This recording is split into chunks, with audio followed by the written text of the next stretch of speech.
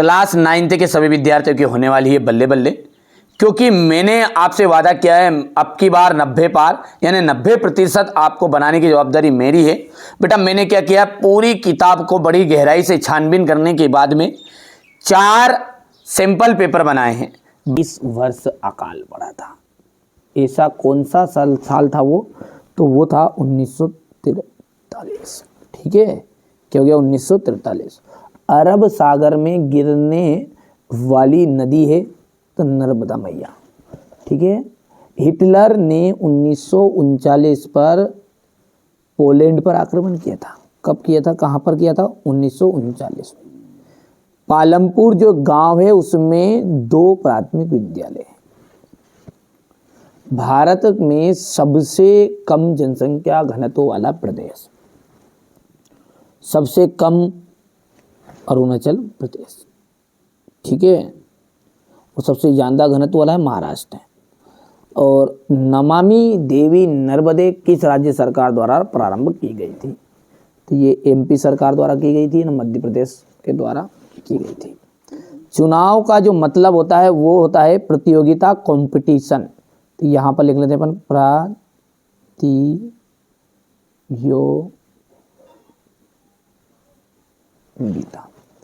ठीक है, गंगा की मुख्य धारा भागीरथी गंगोत्री से निकलती है, गंगोत्री हिमानी से निकलती है, तो गंगोत्री हिमानी है। वास्तव में जो हर देश का, हमारे हर देश का हर चौथा व्यक्ति निर्धन है। मतलब यदि 4 आदमी खड़ा जाए तो जिसमें से एक तो गरीब है ही सही, निर्धन बिल्कुल नीचे कैटेगरी में। वैसे सारे गरीब कहलाएंगे पर ज़्यादा कैटेगरी खराब किसकी है। ठीक है भैया, और अगर बंगाल का अकाल चावल की कमी के कारण हुआ था, तो यहाँ पर जाएगा चावल। हरियाणा में चौधरी देवीलाल ने न्याय युद्ध नामक आंदोलन का नेतृत्व किया। न्याय युद्ध है।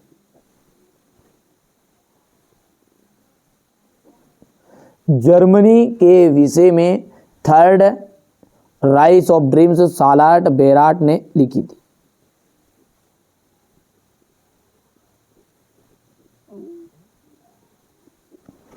ठीक है भैया, अब देखिए आपकी है सही जोड़ी ब्रह्मपुत्र। ब्रह्मपुत्र का जाएगा सांगपो, क्या जाएगा सांगपो। डल झील, डल जो झील है उसका जाएगा कश्मीर। भारत वन सेवा की स्थापना, तो भारतीय वन सेवा की स्थापना जाएगा 1864। ऑस्ट्रेलिया को जर्मनी में मिला लिया गया था 1938 में। तेज चलने वाली पवन जेम स्ट्रीम। और औजार मशीन का जाएगा अपना स्थायी पूंजी के अंतर्गत, है ना। ठीक है, अब एक वाक्य में उत्तर। नवीन जनसंख्या की नीति कब घोषणा की गई थी, तो ये की गई थी 15 फरवरी 2000 में। 15 फरवरी 2000 में।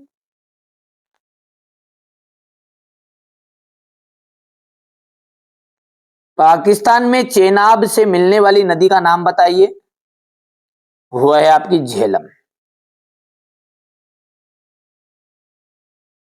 प्रत्येक व्यक्ति की औसत आयु ही उसकी प्रत्याशित आयु कहलाती है।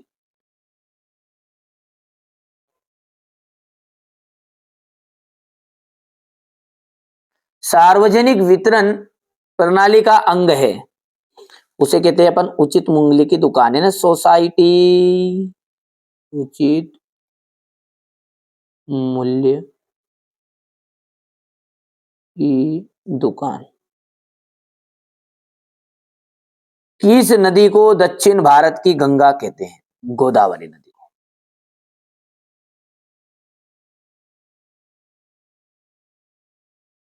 अब्दुल कलाम का जन्म कहां हुआ था, तमिलनाडु के रामेश्वरम।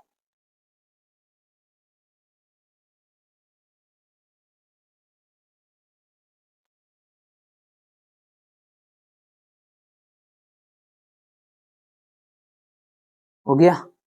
चलिए अब है केरल में प्रति 1000 पुरुषों पर महिलाओं की संख्या 995, 940 है मेरा भाई। तो ये बात आपका गलत है, असत्य है।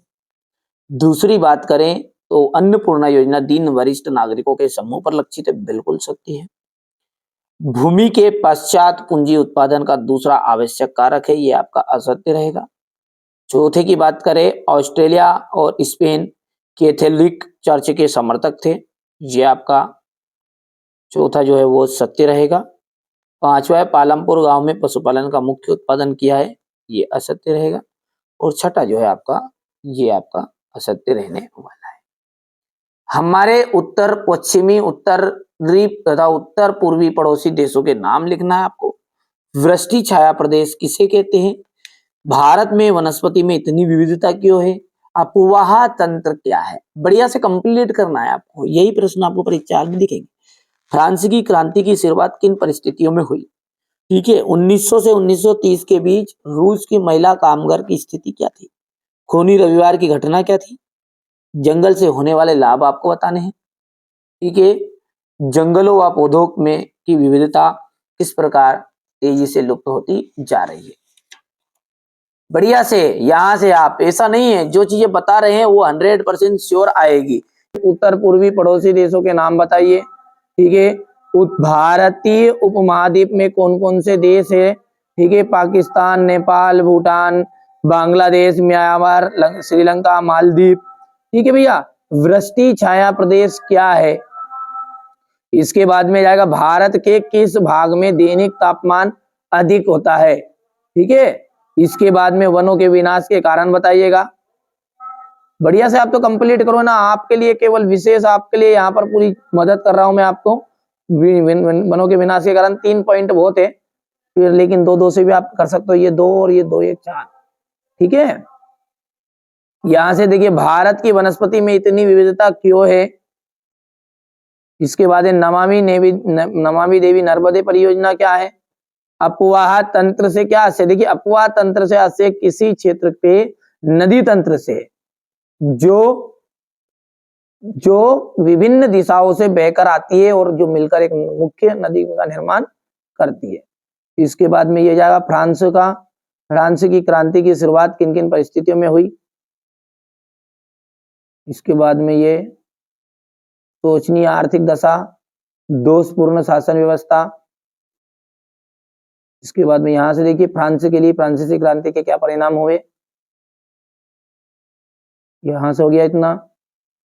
निरंकुश राजतंत्र की समाप्ति, नवीन अंतरतंत्री व्यवस्था की स्थापना। ये क्वेश्चन नंबर आपका 11 है। थोड़ा सा छोटा कर देते हैं ताकि आपको कोई दिक्कत नहीं आएगी। ये हो गया। खूनी रविवार की घटना क्या थी?